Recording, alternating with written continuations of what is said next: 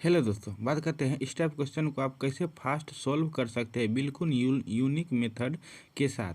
सवाल क्या बोल रहा है, ए किसी काम को 10 दिन में पूरा कर सकता है और बी उसी काम को 15 दिनों में पूरा कर सकता है। यदि वे 5 दिनों तक मिलकर एक साथ कार्य करते हैं तो कार्य का कितना भाग शेष बचेगा। सबसे पहले मान लेते हैं वर्क कितना है, तो मान लेते हैं 100% वर्क। दोनों मिलकर यही करेगा ना, 100% वर्क करेगा।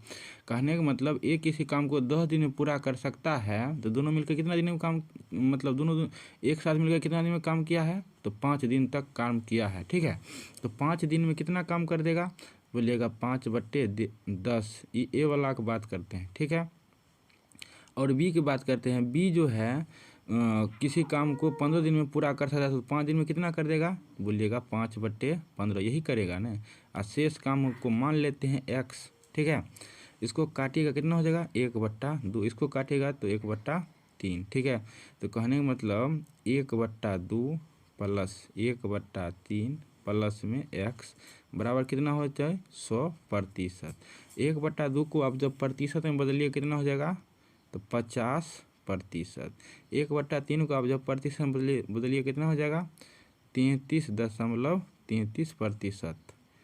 अब यहाँ बताइए, जो इस दोनों को ऐड करेंगे कितना हो जाएगा 83.33%। इसमें कितना ऐड करें जो कहने का मतलब 100% हो जाए, तो बोलिएगा 16.66%। तो कहने का मतलब x का वैल्यू कितना आ गया 16.66%। इतना वर्क तो ए बी मिलकर कर चुका है, तो बाकी कितना है 16.66%। इसको जब फ्रैक्शन में बदलिएगा कितना हो जाएगा 1/6। तो कहने का मतलब कितना भाग शेष काम बचेगा 1/6। आप दूसरा भी विधि से बना सकते, जैसे एलसीएम मेथड हुआ। एक और विधि है जिसको आप वर्क को एक मान के बना सकते हैं, लेकिन इससे जो है ना फास्ट एलसीएम वाला नहीं हो सकता है। चलिए नेक्स्ट क्वेश्चन की बात करते हैं। सवाल क्या बोल रहा है, एक अधिकारी और एक क्लर्क के मासिक वेतन 11:4 के अनुपात में है। यदि अधिकारी का मासिक वेतन में 7,000 रुपया और क्लर्क के मासिक वेतन में 3,000 रुपया की वृद्धि होती है तो अनुपात 7 हो जाता है। अधिकारी का प्रारंभिक वेतन कितना था। सबसे पहले क्या करें, इस तरह के सवाल को अगर मान चलिए बनाने चल जाए बेसिक तरीका से तो हमको बहुत समय लग जाएगा। अब एक्चुअली जो मान के लिए कंपटीशन तैयारी करता है उसको तो सब मालूम है कैसे कैसे करना है, लेकिन आपको स्मार्ट बनना पड़ेगा। यहाँ पर क्या बोल रहा है, अधिकारी का प्रारंभिक वेतन कितना था, अधिकारी का प्रारंभिक अनुपात कितना है, तो 11। अब 11 का मल्टीपल चेक कर लीजिए, वही आपका आंसर आ जाएगा, ऑप्शन नंबर ए। चलिए नेक्स्ट क्वेश्चन की बात करते हैं। सवाल क्या बोल रहा है, 846 रुपया में एक गिटार बेचने पर राखी को 6% की हानि होती है। 8% का लाभ प्राप्त करने के लिए उस गिटार को कितना रुपया में बेचना पड़ेगा। मान चलिए 846 रुपया में बेचने पर कितना की हानि होगा 6%। कहीं न कहीं मान चलिए 846 रुपया ज़्यादा खरीदा होगा तब तो उसको हानि हो रहा है ना। तो कहने का मतलब 94% का वैल्यू कितना है 846, कितना है 846। तो बोल रहा है क्या, जो 108% का वैल्यू कितना हो जाएगा, मान लेते हैं एक्स। अब मान के लिए इसको आप काटने खोटने के अगर चक्कर में रहिएगा तो आपको समय बहुत ज़्यादा लग जाएगा। यहाँ पर देखिए, जैसे मान लीजिए इसको हम काटेंगे, यहाँ पर देखिए सबसे पहले क्या करते हैं डिजिट सम लगाते हैं। 8 कितना होगा 9। ये तो मान चलिए किसी तरह कटिए जाएगा कि नहीं कटेगा, कट जाएगा पूरा कटेगा 100% कटेगा। ठीक है, तो कहने का मतलब 9 का हम क्या करते हैं, अब इतना जो है कटेगा, डायरेक्ट हम 9 का क्या करते हैं मल्टीपल चेक कर लेते हैं। ठीक है, 9 का डिजिट सम आप चेक कर लीजिए, वही आपका आंसर आ जाएगा। अगर आप इसको काटने में समय लगाते हैं तो मान चलिए आप कंपटीशन से बाहर हैं। ठीक है, आपको बहुत समय लगने वाला, सिर्फ आप जो है ना 9 का डिजिट सम चेक कर लीजिए, आपका यही आंसर आ जाएगा। सबसे पहले ऑप्शन नंबर 1 देखिए कितना हो जाएगा 9, 2 1 3, इसका डिजिट सम कितना हुआ 3, इसका कितना हो जाएगा 2, इसका 4, इसका कितना हो जाएगा 9 और 7 2 9, यही आपका आंसर आ जाएगा। चलिए नेक्स्ट क्वेश्चन की बात करते हैं।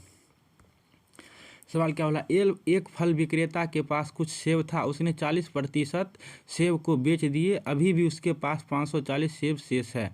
आरंभ में उसके पास कितना सेब था। आरंभ में मान लेते हैं उसके पास कितना सेब था 100%, और 100% में कितना बेचा, तो 40% क्या किया उन्हें सेलिंग कर दिया, तो बचा कितना, तो 60%।